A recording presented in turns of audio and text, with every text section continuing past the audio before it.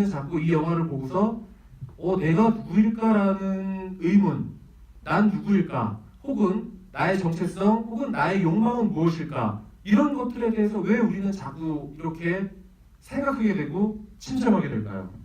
그리고 저는 이 영화가 섹스러라는 표피를 띠고 있다는 점에서 지금 김우정 PD 질문에 답할 수 있을 것 같은데, 저는 그렇게 생각합니다. 우리 여러분 모두 마찬가지지만 내 자신을 정말로 제일 솔직하게 알 수 있을 때는 섹스할 때라고 생각해요.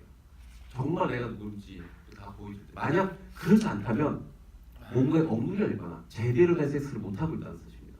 내가 정말로 진정으로 섹스를 즐기고 그 속으로 들어가 있다면 가장 내가 내 자신에게 솔직한 데에는 섹스를 하고 있을 때예요. 섹스 전도사 이제 비디면 자, 이거 어떻게 이런 걸로 할까요? 그래서 이 영화도 보면 제가 여기서 얼마 전에 우리가 너희 최장을 지구를 했을 때 기사가 났습니다. 이 지난달 23일 CGV 압구정에서 진행된 영화 팟캐스트에서 EJPD가 한 말을 느낄 거다. 너희 최장을 걷고 싶어. 20년 만에 러브레터에 대적할 수 있는 일본 멜로가 나타났다. 지금 노트북 필요할 곳이니까 제가 또 이 영화는 이 시대에 우리가 만날 수 있는 가장 지적인 섹스러다. 그렇게 적으시면 될 것 같습니다. 일단 그렇게 정리해드리고 그걸 내면적으로 들어가면 섹스를 사과 대신 드릴게요. 섹스를 통해 진짜 자아를 발견한 한 여인에 대한 이야기다. 이렇게 요약이 가능하거든요. 그래서 김우정 PD가 말한 것처럼 철학적인 영화처럼 자꾸 느껴지는 이유가 여기는 섹스가 정말로 그 섹스라는 성적 유희로서 기능하는 것이 아니라 내가 나를 돌아보고 내가 내 욕망이 뭔지, 난 뭘 좋아하는지, 나라는 사람은 정말 어떤 사람인지를 발견하는 도구로서 섹스가 이 영화에 쓰이고 있다는 거예요. 그래서 되게 야하면서도 철학적으로 보이는 것이 아닌가 저는 생각합니다. 근데 그 철학적이라는 것에 갖고 있는 함의를 말씀드리자면, 철학적이라는 것을 그대로 풀자면 난 누군가 여긴 어딘가거든요.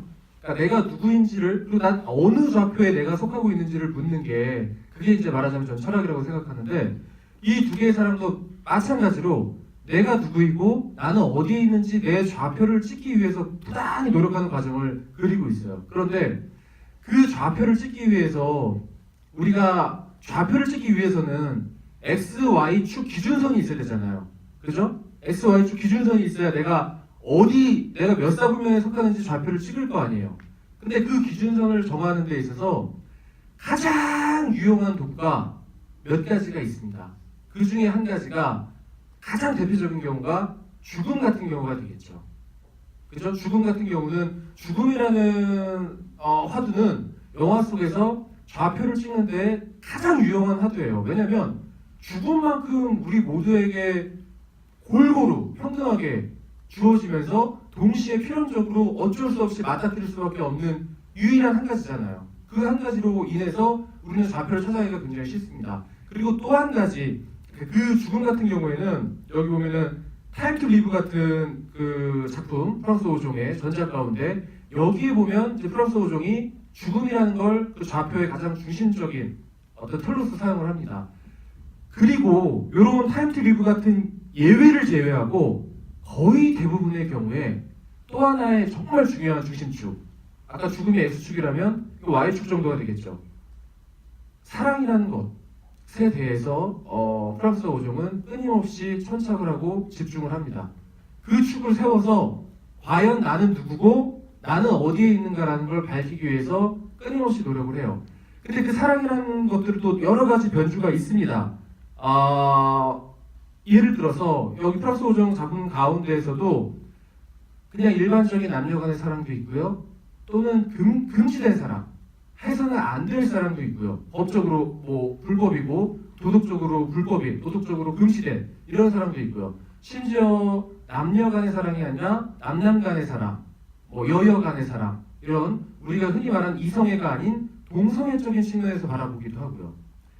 그리고 가장 결정적으로는 방금 EJPD가 말씀하신 것처럼 우리가 흔히 알고 있는 그 남녀 간의 사랑을 정말 끝까지 밀어붙입니다. 그러니까 남녀 간의 사랑에 있어서 저는 그렇게 생각해요. 그 19 녹음할 때 얘기했던 것 같은데 EJPD와 저는 그 부분에 있어서 일치를 합니다. 이승훈 PD는 조금 생각이 다르시고요. 저희 둘은 남녀 간의 사랑에 있어서는 육체적인 관계가 종료된다면 그걸 과연 사랑이라고 부를 수 있을까? 물론 저희를 뭐 예를 들어서 섹스 중독자라고 얘기를 하셔도 할 말은 없지만 기본적으로 저희가 갖고 있는 생각은 남녀 간의 사랑이라는 건 육체적인 관계의 그 끌림이 존재하지 않는 한 글쎄요, 그걸 과연 사랑이라고 할 수 있을까요? 뭐 예컨대 뭐 동정일 수도 있고 의리일 수도 있고 우정일 수도 있고 인간일 수도 있고 휴머니즘일 수도 있고 여러 가지로 불릴 수 있지만 우리가 말하는 사랑이라는 것은 저는 어쨌든 육체적인 관계가 베이스가 돼야 가능하다고 생각을 해요. 남녀는 거죠. 네, 남녀 간의 관계에서는. 즉 그 부분에 있어서 이 프랑스어 5정은 역시나 끝간데 없이 밀어붙입니다. 요 지금 마린 베트라는 주연 배우 혹시 전에 보신 분 계시다면 아마도 영앤 뷰티풀이라는 프랑스어 5종의 역시 전작에서 보셨을 것 같습니다. 저는 다른 작품들은 원래 기존에 봤었는데 이번 두 개의 사랑을 하면서 영앤 뷰티풀이라는 작품을 다시 찾아봤어요. 아니 다시 찾아본 게 아니라 처음으로 찾아서 보게 됐습니다. 그 작품을 통해서 이제 이 마린 베트라는 배우가 프랑스 오종과 말하자면 이제 해상처럼 등장을 해서 이번 작품까지 같이 하게 됐는데요. 그 영앤 뷰티풀이라는 작품을 보더라도 마찬가지로 제목 그대로 그 젊고 아름다운 자신의 그 육체성 그거를 끝간데 없이 밀어붙입니다. 그 영앤 뷰티풀이라는 작품은 어린 소녀가 어떤 경제적인 이유나 어떤 다른 아무 이유 없이 매춘을 해요. 그 수많은 남자들과 매춘을 합니다. 근데 거기에서의 그 매춘이라는 것은 우리가 흔히 말하는 어떤 필요성에 의해서라고